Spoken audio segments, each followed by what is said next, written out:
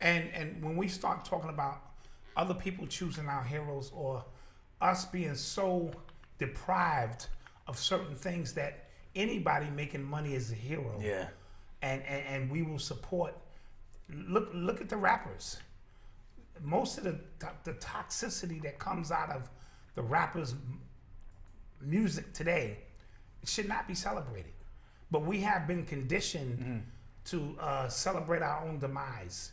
And I don't want to get on a soapbox and start preaching in that sense like I'm far removed from it, because I understand the metaphysical principles of a lot of this stuff. So is it money or is it women, do you think, in our culture? It's money, because money brings women. So if that's the root, I mean, if that's the end goal, is it that what it is? In terms of what? In terms of what kind of influences all of us to, quote unquote, get the bag? Well, to get the bag, in my humble opinion, has so many levels to it. But when you've never had anything, the bag is different for different people. Some dudes, if they get $1,000, they swear they up. And then certain dudes is like, I need 100,000 in my shoebox for me to even consider being up. And then there's dudes is like, dude, that is no money. So the bag progressively grows based on your concept of what money is. Yeah. I've seen some people lose it over $2,000. And I'm like, that is literally no money, no fucking money at all. And women. I've seen people lose it over women.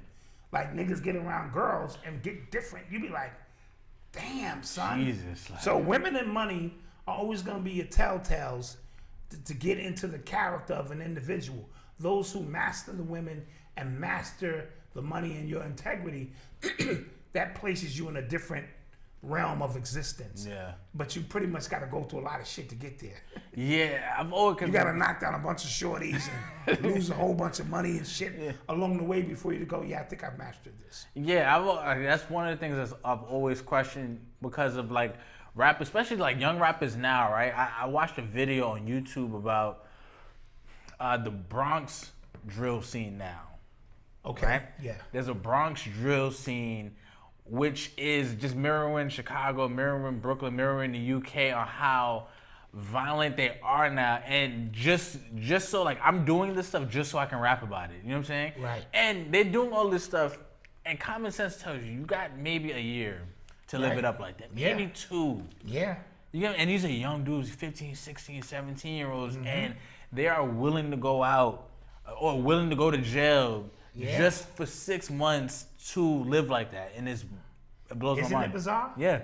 It's very bizarre. And that's why in Hip Hop Decoded, Urban Culture Decoded, I spoke about these individuals having no point of time and reference. They come here to wild out.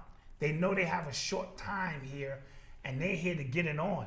And if we don't tell them how to use that warrior spirit energy, they wind up using it on themselves. These people are not afraid of death. Yeah. These young kids are not afraid of death the way we would be cautionary, and they have a magnetic pull about them that draws money to them. None of them are struggling.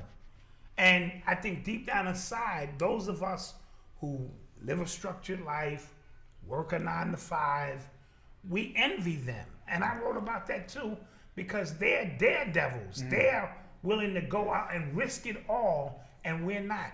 We are content being good citizens, minding our business, don't shake the tree, and they're going, this is bullshit. This whole matrix shit, you niggas is acting weird.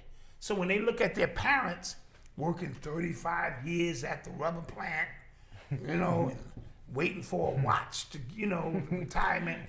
They can't even fathom any shit like that. Yeah, I remember when I graduated from college, the first job I got was at Barnes & Noble, and the guy who was like doing like my onboarding, he got a pen. It was like a little pen and a pen. And he was like, yeah, I got this for my 20 years here. I was just like, what? Yeah. Son, even for transit, I had a 1 year good driver safety, then 5 years good side, they give a buckle. And then when you get 10 years, you get a jacket. So I had the jacket. And you be walking around the depot proud and shit. 10 years, no accidents, shit. You get your little jacket and shit. So, but it never made sense to me, none of this shit.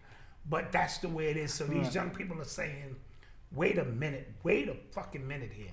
I refuse to conform at a job my whole life, working at a snail's pace. Yeah. When I could get this money right now, I can fly in G5 jets right now. I can knock down some of the baddest shorties you ever seen right now.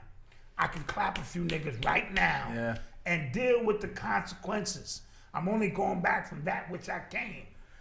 Right? Yeah. Now, other niggas like, slow down. Get a good job, nigga. Get a pension. Yeah. So we're talking about a divide of understanding. And the drug dealers